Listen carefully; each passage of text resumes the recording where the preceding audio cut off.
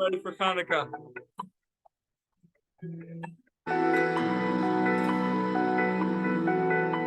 It's dark outside, but it's light in here. Hanukkah is here. It's dark outside, but it's light in here. Hanukkah is here. It's dark outside, but it's light in here.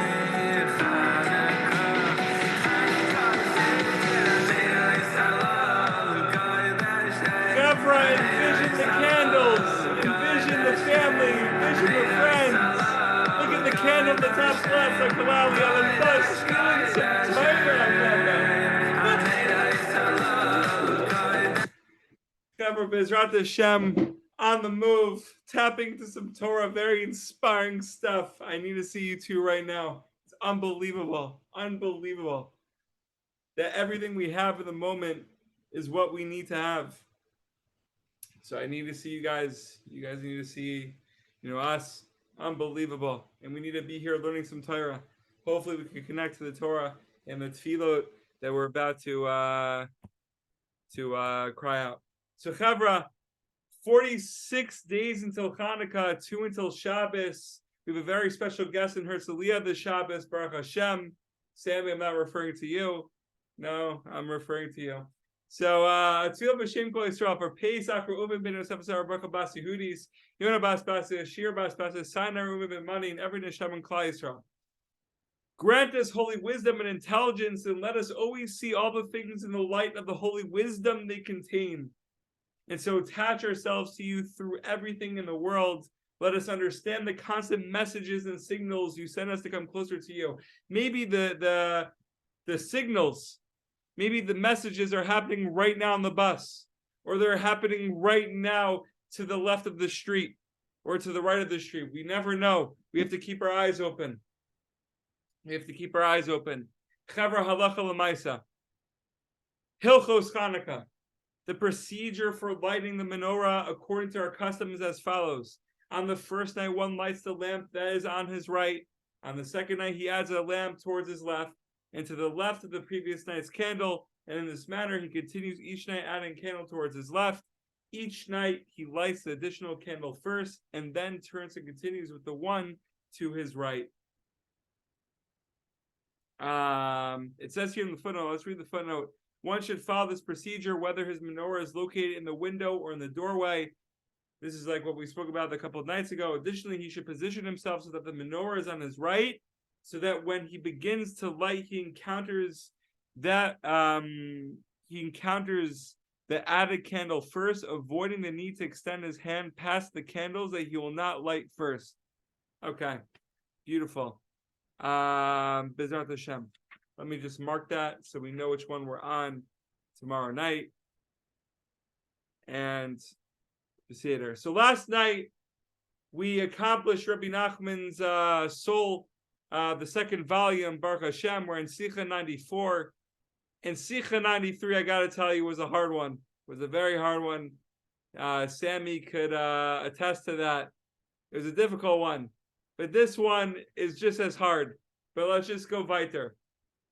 When there is peace in a city, it is because there is no one there with intelligence, says Rabbi Nachman. When there is no peace in the city, it is because there is no one there with intelligence. We are taught in Masechet Brachot 39b in the Yerushalmi, if there is no knowledge, how can there be distinction? Very interesting from the Gemara. When a city possesses a truly intelligent person, then there is distinction and division. There are some who follow this person and others who oppose him. So a story that came to mind. So we're talking about distinction. When there's no intelligent people, there's no distinction. But when there's one who has the intelligence, that's able to see the wisdom in everything, or someone who's the true tzaddik, there is that distinction that we've been speaking about for the last couple of nights. Now, the story that comes to mind, we've said this story before, but it's good because I don't remember it, but I remembered it tonight. So there was a Karliner chassid. There was a chassid. and he would go to a certain town, his neighboring town, or a couple towns away, and it would be a long journey to get there to his Rebbe. Okay? And he would make this journey several times a week, maybe nightly. And everyone knew in the town that he was going to see his Rebbe in this other town. So someone went over to this chassid, and he's like, "No, why do you travel so much to go see a Rebbe? We have Rebbeim here. Why don't you just stay here?" And he said, "My Rebbe is able," I feel like I'm going to misquote, "My Rebbe is able to read my mind. My Rebbe is able to read my mind. He's able to read minds." So then the guy responded to him, "Your Rebbe's a joke. He's not able to read minds. What am I thinking about? What am I thinking about right now? If you say that your Rebbe teaches you how to read minds, then what am I thinking about right now?" So the chassid responded, "You are thinking about Hashem. You're thinking about Hashem as one." And the guy responded, "No, I'm not. You're wrong." And the chassid said, "That is why I go see my Rebbe. That is why I go see my Rebbe." Oh, Chavra, there's the distinction. There's the distinction. That's why. Do we get it? Do we understand what's going on? I don't get it. But Gaval, Bezrat Hashem.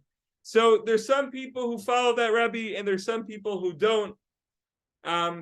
But as long as there's distinction, there's chachma, there's knowledge. So Bezrat Hashem, Chavra. Questions, comments, please feel free. I know we're all running, but let's fire it up. Questions, comments. So we're saying that the goal was that he's coming. He should go to the Rebbe so that he can like reframe. That the Rebbe can teach him how to reframe his mind into thinking in a better way. Oh, I'm asking. That was a question mark. No, but that could be a possible answer. But also, what I took away from it was that because that guy who was questioning him or said that, "No, you're wrong. I'm not thinking about God, and I'm not thinking about God as one." Right? So therefore you can't read my mind. Now it's the whole point as to why the chassid goes to see his Rebbe. Because he has that in his mind all day. Shivisi Hashem Negdi Tamid. So Bezrat Hashem. I don't know. But by the way, that's also really good. Maybe that's why the chassid lived in that town, to mechazik those people around him. I don't know. Or maybe he just couldn't afford the town that his Rebbe was in. Chavra, Kalal, you have anything to add? Questions, comments? All right, Gevalt. Chavra, speechless is also good. Everyone, good luck tonight. If you know what I mean, good luck tonight. Behatzlacha, fire it up.